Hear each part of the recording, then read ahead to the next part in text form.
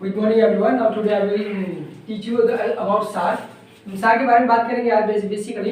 तो सार्क दक्षिण पूर्व एशिया जितने भी देश इसमें सारे कंटिनेंट इसमें सारे देश इसमें सम्मिलित है सार्क के बारे में। तो हम सार्क के बारे में बात करेंगे स्टेप बाय स्टेप। हम पढ़ेंगे कि सार्क की कैसे स्थापना हुआ, इसका मुख्यालय कौन से, इसमें कितने देश सम्मिलित हैं, फिर बाद में कौन से देश सम्मिलित हुए और इसके ऑब्जेक्टिव, इसके उद्देश्य क्या थे, हम ये मेनली पढ़ेंगे। और इसके बारे में हम शिखर सम्मेलन भी पढ़ेंगे, इसके कितने शिखर सम्मेलन हुए, हम सारे बात करेंगे भी। तो पहले तो हम बात करते हैं सार्क के बारे में। ठीक है, सार्क है क्या?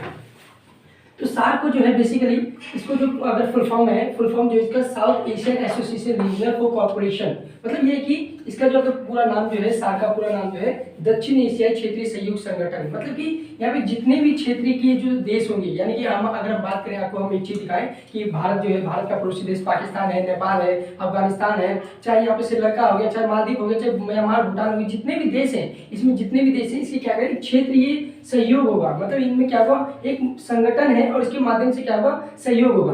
तो हम बात करते हैं, अगर इसकी मुख्यालय की बात करें हम, इसकी सार्क का मुख्यालय कहाँ पे है, तो सार्क का मुख्यालय जो है काठमांडू में। काठमांडू कहाँ पे, नेपाल में है। 1985 में जो है इसकी स्थापना हुआ था। चलो अब इसकी स्थापना की बात करते हैं। तो इसकी स्थापना जो है 7 और 8 दिसंबर, वैसे तो 8 दिसंबर ही माना जाता है, परंतु 7 दिसंबर और 8 दिसंबर के बिटवीन में हुआ था। तो हम इसको जो डेट है, 2 डेट लिख सकते हैं, 7 और 8 दिसंबर 1985। ठीक है, 1985 को हम लिख सकते हैं। इसमें सम्मिलित देश कितने हैं, हम ये बात बताएं कि इसमें कितने देश सम्मिलित है। तो एक ट्रिक मैं आपको बताऊंगा कि कैसे इसको याद रखना है। वैसे तो मैं अभी बता रहा हूँ कि इसमें जो देश है केवल टोटल 8 देश है।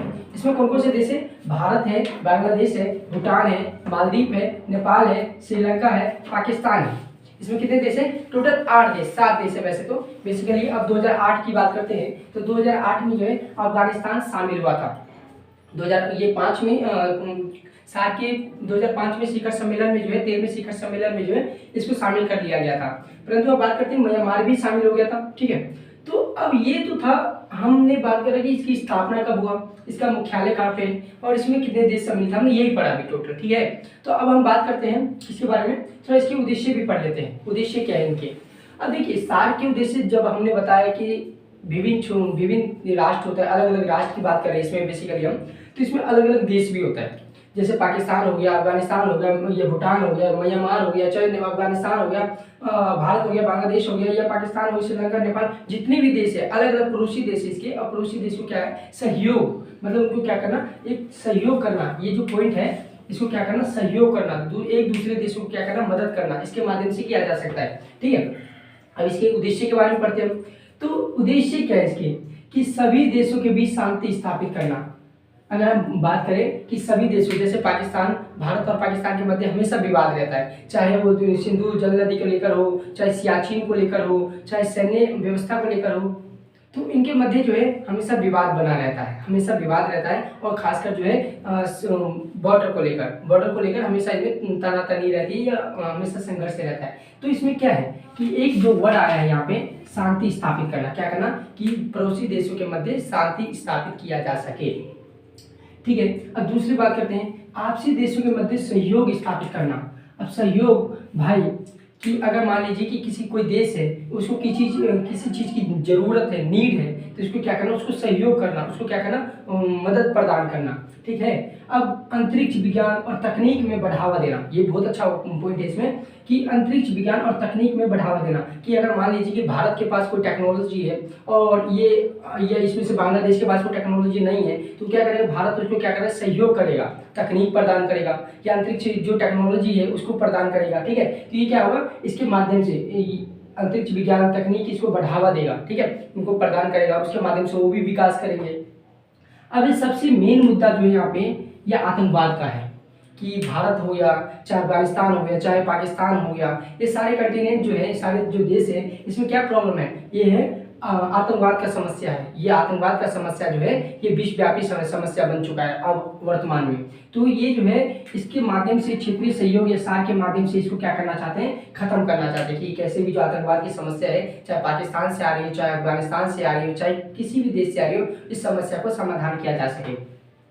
अब निशस्त्रीकरण को बढ़ावा देना। निशस्त्रीकरण की देखो, आपने पहले चैप्टर में पढ़ा होगा कि शीत युद्ध के दौर में पढ़ा होगा, या 2 ध्रुवीयता के दौर में के चैप्टर में पढ़ा होगा, निशस्त्रीकरण को बढ़ावा देना।